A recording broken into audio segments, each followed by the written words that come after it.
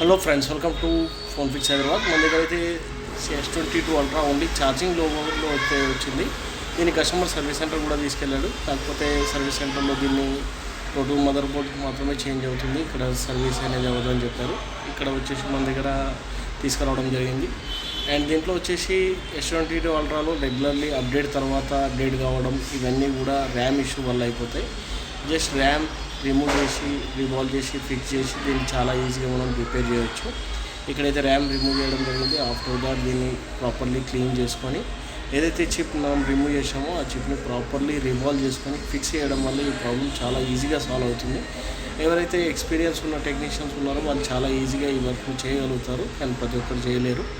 ఇట్లాంటి మోడల్స్ ఏమైనా మీ దగ్గర రిపేర్ ఉంటే మీరు మా పైన ఉన్న నెంబర్కి కాంటాక్ట్ కావచ్చు. ఇక్కడైతే వర్క్ అయితే అయిపోయింది.